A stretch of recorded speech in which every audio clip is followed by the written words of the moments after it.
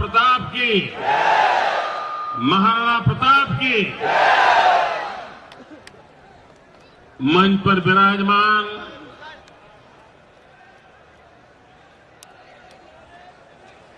समाज के सभी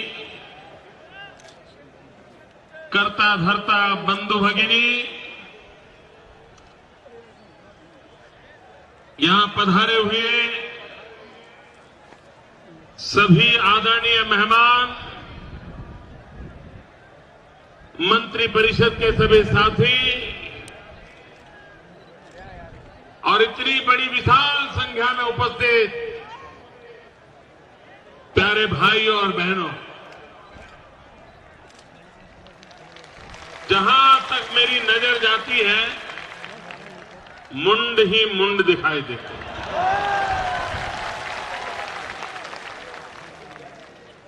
उधर तो पता ही नहीं चल रहा है कि आखिरी छोर कहां पर है।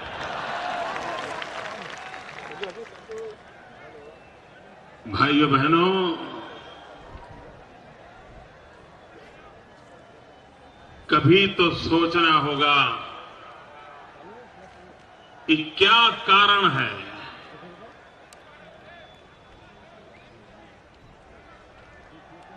400-450 साल के बाद भी उस नाम में क्या जादू है, उस व्यक्तित्व में वो कौन सी ताकत है कि जवानी इस प्रकार से उमड़ पड़ती।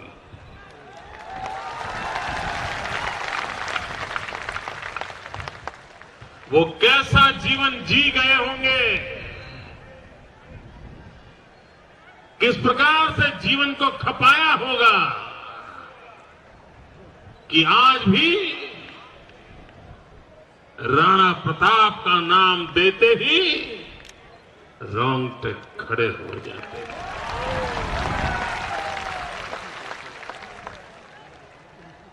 वो कौन सा सामर्थ्य है, वो जीवन की कौन सी आहुति है जो आज भी हमें प्रकाश दे रही है, मार्ग प्रशस्त कर रही है और आज भी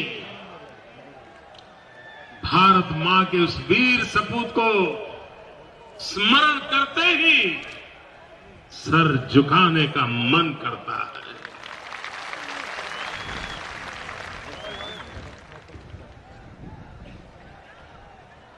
शिरोई के महाराजा पीड़ा व्यक्त करते थे कि दिल्ली की सल्तनत को राणा प्रताप की जयंती पर फूल चढ़ाने की भी फुर्सत नहीं है। भाइयों बहनों,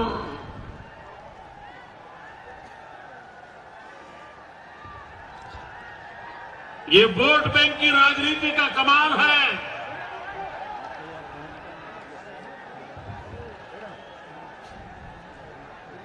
ये वोट बैंक की राजनीति का कमाल है कि कहीं छत्रपति शिवाजी महाराज, कहीं महाराणा प्रताप, अगर उनका नाम जुबान पे आ गया तो उनकी राजनीति खत्म हो जाएगी और इसलिए वो महापुरुषों को भुला देना चाहते हैं।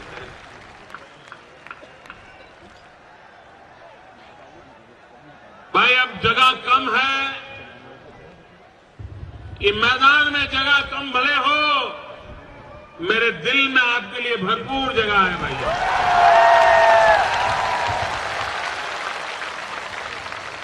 आप जहां हो वहां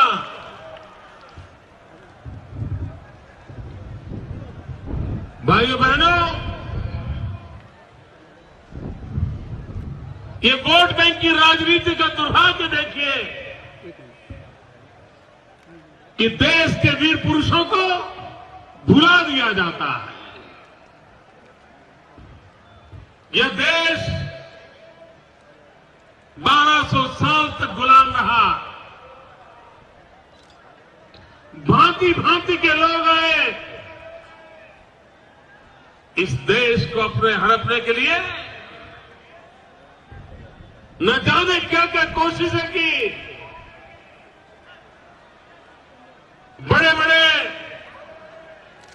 बेड़े लेकर के आए थे पूरे हिंदुस्तान को अपने कब्जे में करने के लिए। वो कहते थे दीने इलाही का बेबाक बेड़ा, किए पासों पार सातों समंदर, वो डूबा दहाबे में गंगा के आकर।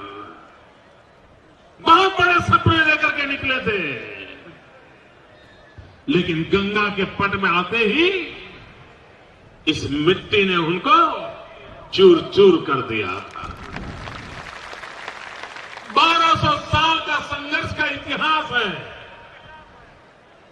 एक वर्ष इतिहास के पन्नों पर ऐसा नहीं गया जब भारत मां के किसी न किसी लाल ने गुलामी के खिलाफ आवाज न उठाई हो, आक्रांताओं के खिलाफ शस्त्र न उठाया हो, आक्रांताओं के सामने झुकने के बजाय सर खपा दिया हो, ऐसा एक वर्ष नहीं गया। लगातार 1200 साल तक हिंदुस्तान का कोई कोना ऐसा नहीं था कि जहां आजादी की ललक न रही हो। हर पल, हर युग में, हर वक्त पर इस देश के नौजवानों की परंपरा अपने आप को बलि चढ़ाने के लिए हमेशा हमेशा के लिए मौजूद रहती थी। 1200 साल का इतिहास है। आप कभी अंडमान निकोबार जाइए, उस दीवार पर देखना इस भारत मां की गुलामी की जंजीरों को काटने के लिए हिंदुस्तान के हर कोने से कितने दुधमल जवानों ने अपनी जवानी उस काला पानी की सजा के लिए अंडमान निकोबार में जिंदगी खपा दी थी। पढ़ते ही जाइए, नाम पढ़ते ही जाइए, कहीं अंत नहीं आता है, इतनी बड़ी सूची है। भाइयों बहनों, उसके बावजूद भी देश को एक ही पाठ पढ़ाया जाता है। पिछले 60-70 साल से एक ही पाठ पढ़ाया जाता है, एक ही गीत गाए जाते हैं, एक ही कथा सुनाई जाती है। इस देश के लिए एक ही परिवार ने सब बलिदान दिए हैं। हकीकत तो ये है कि एक ही परिवार है जिसने मलाई खाई है। बलिदान तो दिए थे चाफेकर बंधुओं ने, एक ही परिवार के 3 लाल मां भारती के लिए फांसी के तख्त पर चढ़ गए थे।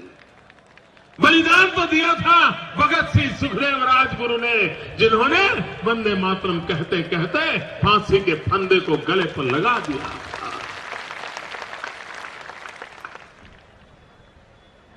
कितने कितने लोगों के नाम गिनाए, अनगिनत लोग जिन्होंने इस भारत मां को फिर से एक बार सम्मानित करने के लिए अपने जीवन खपा दिया था। लेकिन इतिहास में उनका कहीं नामोल्लेख ना हो, इसके लिए पूरी चिंता की जाती है। देश के इन वीर पुरुषों के नामों को भुला दिया जाता है। देश की वीरता को समाप्त करने के लिए लगातार षड्यंत्र हो रहे हैं। कभी उधर उस पर्दे पर आग लगी, जरा देख लो भैया। आग नहीं लगी, आग नहीं लगी। लाइट कहां है? भाइयों बहनों, एक बात निश्चित है कि इस प्रकार से इतिहास के पन्नों पर से इन सारे नामों को गायब कर दिया जाता है और एक ऐसा चित्र बनाया जाता है कि कुछ ही लोगों के माध्यम से ये सब कुछ हुआ है। आज जब इतनी बड़ी तादाद में समाज की तरफ से महाराणा प्रताप का जय जयकार हो रहा है, मैं तो सीना गर्व से फूल जाता है, आनंद आता है। और मैं उन लोगों को चेतावनी देता हूं कि तुम लाख कोशिश करो इतिहास के कागजों पर से इन महापुरुषों के नामों को मिटाने की। तुम लाख कोशिश करो पत्थरों को पत्थरों से मिटा करने की, लेकिन कभी भी तुम हिंदुस्तान के कोटि कोटि नागरिकों के दिलों से इन महापुरुषों के नामों को नहीं मिटा पाओगे। और वो वक्त आएगा जो इन नाम मिटाने वाले लोग हैं वो खुद मिट जाएंगे, ये मैं दावे से कहता हूं। भाइयों बहनों, देश में वीरता के खिलाफ कैसा माहौल चला। पहले स्कूल में बच्चा पढ़ता था तो उसको पढ़ाया जाता था तो तलवार का त। कुछ लोगों ने चर्चा की कि अगर बच्चा बचपन में ही अगर तलवार का त पढ़ेगा तो उसके मन के अंदर हिंसक भाव पैदा होंगे, और इसलिए क्या करो, तलवार का निकाल दो, तपेली का पढ़ाओ। जिस देश के बच्चों को तलवार भुला करके तपेली पकड़ा दी जाती है, भाइयों बहनों, वो बच्चों से वीरता के पाठ कौन पढ़ाएगा। सोच समझकर हालात किए, आपको जानकर के हैरानी होगी। दिल्ली में भारतीय जनसंघ का शासन था और भारतीय जनसंघ कॉरपोरेशन में काम करता था, और उन्होंने तय किया कि दिल्ली में छत्रपति शिवाजी महाराज की प्रतिमा लगाएंगे। अब दिल्ली सरकार के कब्जे में मामला केंद्र सरकार के हाथ में। उन्होंने निर्णय किया छत्रपति शिवाजी महाराज का बहुत बड़ा घोड़े पर सवार ऐसा पुतला लगाना तय किया। तो ये दिल्ली शासन ने दबाव डाला कि छत्रपति शिवाजी तो लगाइए, लेकिन ऐसे जो हाथ खड़ा कर करके वो तलवार लेकर के बैठे हैं, वो तलवार रहने दीजिए। आप कल्पना कर सकते हो कि भाले के बिना राणा प्रताप कैसे लगेंगे, तलवार के बिना छत्रपति शिवाजी कैसे लगेंगे। लड़ाई चलती रही,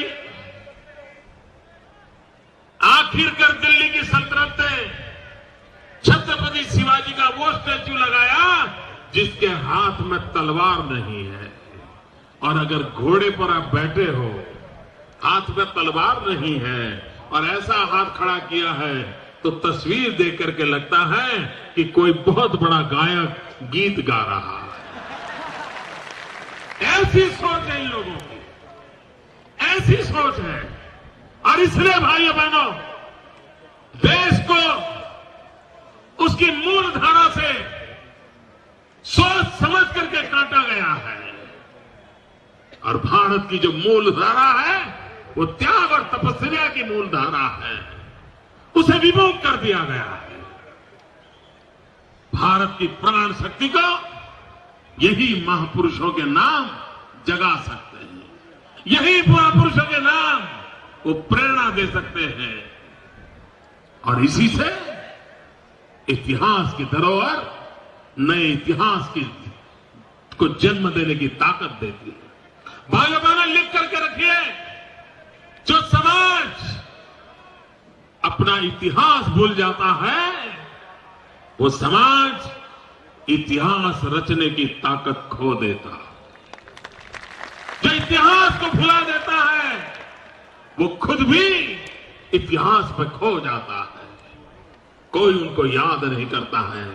और इसलिए हिंदुस्तान की मिट्टी की कसम है कि हम हमारे पराक्रमी इतिहास को न भूले, हमारे पराक्रमी वीर पुरुषों को न भूले, हमारी विरासत को न भूले, हमारी संस्कृति को न भूले। हमारी संस्कृति के प्रति हमारे वीर पुरुषों को समान रूप से सम्मान होना चाहिए। इन दिनों इस देश में फैशन चली है, अपनी राजनीतिक विचारधारा के आधार पर अपने पूर्वजों का मूल्यांकन किया जा रहा है, अपनी विरासत की चर्चा हो रही है। आपकी राजनीतिक विचारधारा कुछ भी हो, आज आप वोट बैंक की राजनीति में बहुत सी बातें हो जो आपको पसंद न भी हो, उसके बावजूद भी आप उन महापुरुषों के त्याग और बलिदान को नकार नहीं सकते। वीर सावरकर का नाम आजादी के आंदोलन में एक बहुत ही प्रमुख नाम है, लेकिन अंडमान निकोबार में जाकर के दिल्ली सल्तनत के एक मंत्री ने वीर सावरकर के नाम को हटाने का प्रयास किया था। क्यों? आपकी विचारधारा कुछ भी हो सकती है, लेकिन इसका अर्थ यह नहीं है कि देश के महापुरुषों के त्याग और तपस्या को हम नकार दें।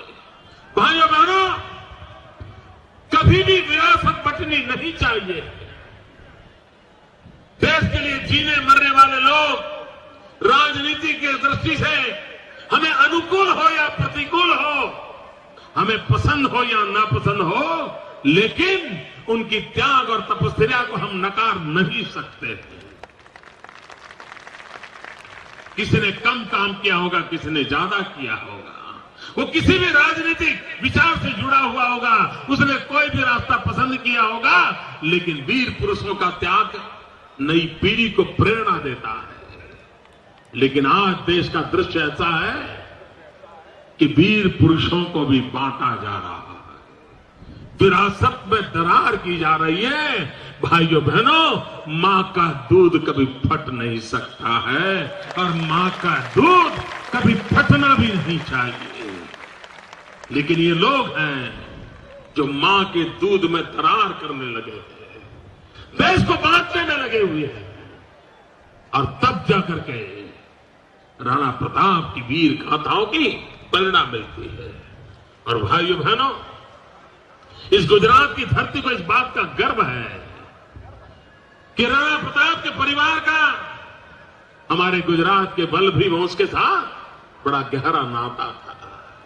बप्पा रावल वो मेरी इसी मिट्टी के थे, मेरे गुजरात की मिट्टी के थे, और वहीं से तो मेवाड़ का इतिहास में एक नया स्वर्णिम पृष्ठ जुड़ा था। अरे भाइयों बहनों, जिस चेतक की दुनिया चर्चा करती है, जिस चेतक के गीत गाए जाते हैं, अश्व देखो तो चेतक का नाम याद आता है। आज मैं गर्व से कहना चाहता हूं, राणा प्रताप के पास जो चेतक था, वो चेतक की मां मेरे गुजरात की थी। वो चेतक की मां मेरे गुजरात की थी। मित्रों, यह सामर्थ्य इस धरती में यहां भी है। भाइयों बहनों, जब राणा प्रताप अपनी प्रतिज्ञा के लिए जंगलों में भटक रहे थे, घास की रोटी खा रहे थे, तब उन्होंने ज्यादा समय गुजरात के विजयनगर के जंगलों में बिताया था। पाल चितरिया विजयनगर का जो बेल्ट है, जो उदयपुर से सटा हुआ है, उस मेवाड़ से सटा हुआ इलाका, उन जंगलों में राणा प्रताप रहते थे। और जब हल्दी घाटी का युद्ध हुआ था, उस लड़ाई के अंदर मेरे इस आदिवासी क्षेत्र अंबाजी का जो पूरा बेल्ट है, वहां के वीर कुंवरों ने हल्दी घाटी के अंदर तीर कमान से पूरी आक्रांताओं की सल्तनत को उखाड़ फेंकने में बहुत बड़ा रोल प्ले किया। भाइयों बहनों, राणा प्रताप के जीवन की घटना आज भी मेरे गुजरात में लोक साहित्य के माध्यम से गांव गांव बताई जाती है, और इतनी प्रेरक घटना है कि जीवन में किसी को भी प्रेरणा दे। घटना उस जमाने की है जब राणा प्रताप अपनी प्रतिज्ञा को लेकर के जंगलों में भटक रहे थे, घास की रोटी खा करके गुजारा करते थे। एक बार दोपहर के समय था, राणा प्रताप जंगलों में चट्टान पर थोड़ा विश्रांति कर रहे थे और उस समय एक 45-40 उम्र की एक जोड़ी, एक कपल, पति पत्नी वहां से गुजर रहे थे। वो यात्रा कर रहे थे, किसी स्थान पर जाने के लिए निकले थे। बहुत प्यास लगी थी, वो प्यास के लिए तरस रहे थे, ढूंढ रहे थे, लेकिन कहीं पर पानी की जगह नहीं मिल रही थी। उन्होंने दूर से चट्टान पर एक सज्जन को सोया हुआ देखा। उनको लगा कि यहां के परिचित होंगे, चलो हम उसके पास जाएं और उससे पूछें कि कहीं नजदीक में पीने का पानी मिलेगा क्या।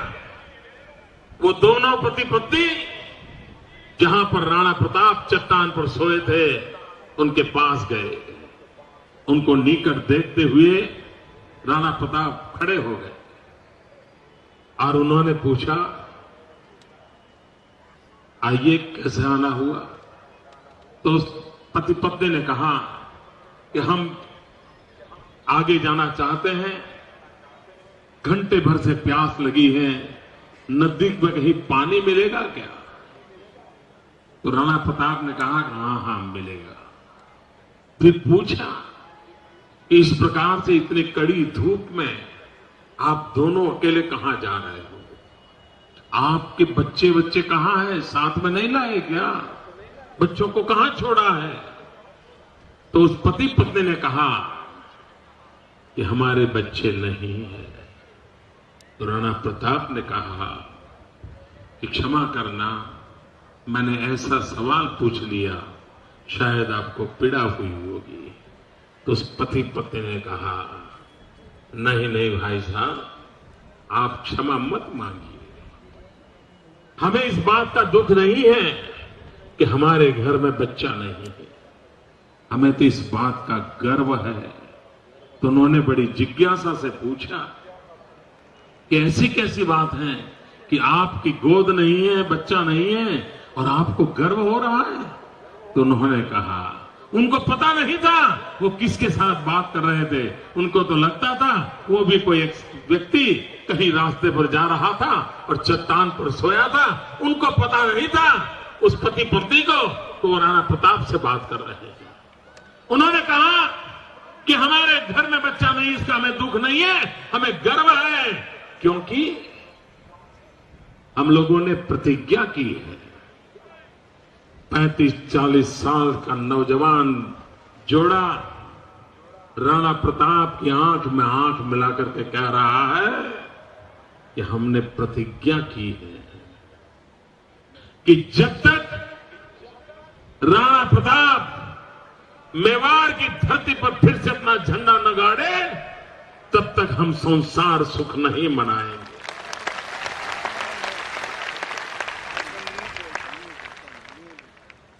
और इसलिए हमारे घर में कोई संतान नहीं है, हम प्रतीक्षा कर रहे हैं कि राणा प्रताप विजयी हो। उन्हें पता तक नहीं था कि उस राणा प्रताप के साथ बात कर रहे हैं। आप कल्पना कर सकते हो, इस एक घटना के कारण राणा प्रताप को अपने विजय प्राप्त करने की आकांक्षा में कितनी बड़ी ताकत मिल गई। और वो समाज देखिए कि जिसको राजपाट चला गया है, घास की रोटी खाकर के गुजारा करना पड़ रहा है, लेकिन उस समय भी समाज में ऐसे लोग थे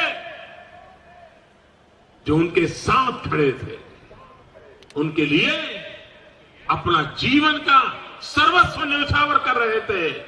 भाइयों बहनों, ये सामर्थ्य उन वीर पुरुषों का था जो हमें ऐसी प्रेरणा देते थे। भाइयों बहनों, आज कभी कभी मन करता है कि राणा प्रताप जिन सपनों को लेकर के चले थे, जिस सपनों की पूर्ति के लिए वो अपनी जान की बाजी लगा रहे थे, जिन कारणों से उनकी लड़ाई होती थी, क्या आज उस कारणों का कोई स्थिति क्या है? महाराणा प्रताप गौरक्षा के लिए युद्ध करते थे। आज भी इस देश में गौवंश रक्षा का कानून बने, इसलिए दिल्ली की सल्तनत के खिलाफ लड़ना पड़ रहा है। उस समय मुगलों के खिलाफ लड़ना पड़ता था, इस समय इन लोगों के खिलाफ लड़ना पड़ता। भाइयों बहनों, स्वाभिमान के लिए जीवन खपाना पड़ता। उन मां बहनों को याद करो, पन्ना धाई को याद करो।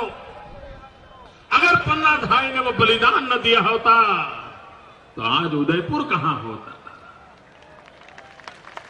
क्या वीरता थी भाई! इतिहास का हर पन्ना, हर अक्षर, हर शब्द नई पीढ़ी को शक्ति देने वाला है। लेकिन देश का दुर्भाग्य है, इन चीजों को भुला दिया जाता है। भाइयों बहनों, समय की मांग है, हम इतिहास को जाने, हम इतिहास को जीने की कोशिश करें और इतिहास से प्रेरणा लेकर के नए इतिहास के बीज बोने का कोशिश करें। ये समय की मांग है। भाइयों बहनों, दिल्ली में बैठे हुए लोग कैसे हैं, मैं घटना सुनाना चाहता हूं। इस देश की आजादी के जंग में दो मुख्य धाराएं थी। एक अहिंसक आंदोलन था, एक सशस्त्र क्रांति का मार्ग था। और देश का सद्भाग्य देखिए, गुजरात का गर्व देखिए, दोनों धाराओं का नेतृत्व गुजरात की धरती पर था। अहिंसक आंदोलन की धारा का नेतृत्व गांधी और सरदार पटेल कर रहे थे और सशस्त्र क्रांति का नेतृत्व श्यामजी कृष्ण वर्मा, मैडम कार्ला राणा, ये सरदार सिंह राणा, ये लोग कर रहे थे। श्यामजी कृष्ण वर्मा, जिन्होंने लंदन में अंग्रेज सल्तनत की नाक के नीचे इंडिया हाउस बनाया था, देश के नौजवानों को स्कॉलरशिप देकर के इंग्लैंड में बुलाते थे, पढ़ाई की चिंता करते थे और उनको शस्त्रों की ट्रेनिंग देकर के हिंदुस्तान में आजादी के जंग के लिए भेजते थे। श्यामजी कृष्ण वर्मा के शिष्य मदन लाल धिंगरा, जिन्होंने इंडिया हाउस में कर्नल बायजी की हत्या की थी और वो फांसी के तख्त पर चढ़ गए थे।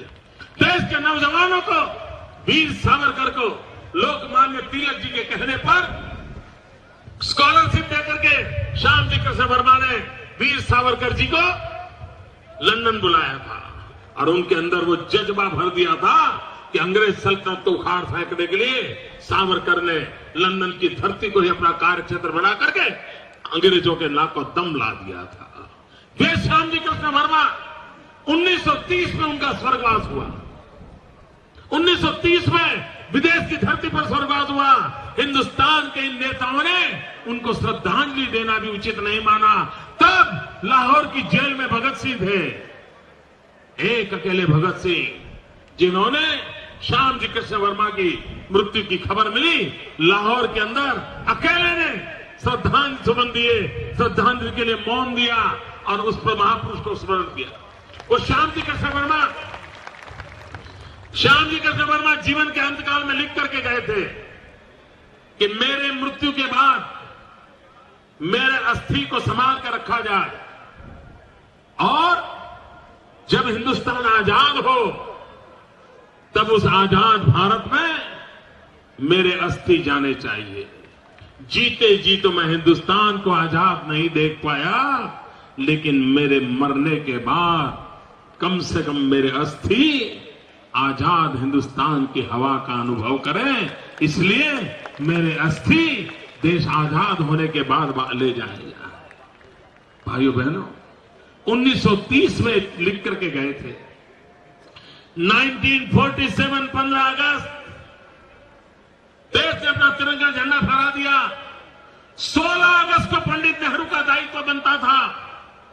16 अगस्त को एक दिन बिताए बिना 16 अगस्त को पंडित नेहरू का दायित्व बनता था कि वो किसी प्रतिनिधि मंडल को भेजे, श्याम जी कृष्ण वर्मा की इच्छा के अनुसार उनके अस्थि हिंदुस्तान ले आए और उनकी इच्छा को पूर्ण करे, लेकिन नहीं किया। कौन श्याम जी कृष्ण वर्मा भुला दिया गया। और ये जिनेवा की विदेशी सरकार देखिए, उन्होंने भी अस्थि को संभाल के रखा। भारत का नागरिक, अंग्रेजों के खिलाफ लड़ने वाला आदमी, उसके अस्थि जिनेवा की सरकार ने संभाल के रखा। और वो अस्थि इंतजार कर रहे थे, कोई हिंदुस्तान का भारत मां का लाल आएगा और मेरे अस्थि कभी न कभी आजाद भारत की धरती पर ले जाएगा। भाइयों बहनों, आजादी के 50 साल बीत गए, किसी को फुर्सत नहीं मिली। भाइयों बहनों, मेरा सौभाग्य था, शायद इतिहास ने, ईश्वर ने मेरे भाग्य में काम लिखा था। 2003 में मृत्यु के 73 साल के बाद मैं जिनेवा गया और जिनेवा जाकर के श्याम जी कृष्ण वर्मा के अस्थि को मेरे कंधे पर उठा करके ले आया।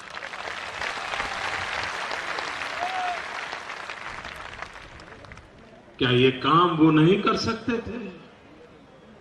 और आज मैंने कच्छ के मांडवी में वैसा ही इंडिया हाउस बनाया है जैसा लंदन में था। मेरी आपसे प्रार्थना है कि कभी कच्छ जाइए तो मांडवी जाइए और उस महापुरुष श्याम जी कृष्ण वर्मा की स्मृति में हमने जो इंडिया हाउस बनाया है वैसा का वैसा रिप्लिका बनाया है। और वहां पर मैंने श्याम जी कृष्ण वर्मा के अस्थि का कलश रखा है। आप भी जाकर के फूल चढ़ा करके आ जाना। महापुरुषों से सीखे, मां के दूध में दरार न होने दे, विरासत को बचने न दे और भावी इतिहास को जन्म देने के लिए बीज बोने की कोशिश एक नागरिक के नाते हम भी करें। ये आज राणा प्रताप के स्मरण करते हुए संकल्प करें। इसी अपेक्षा के साथ मेरे साथ पूरी ताकत से बोलेंगे, महाराणा प्रताप की दोनों मुट्ठी बंद करके पूरी ताकत से दिखा दो भैया, महाराणा प्रताप की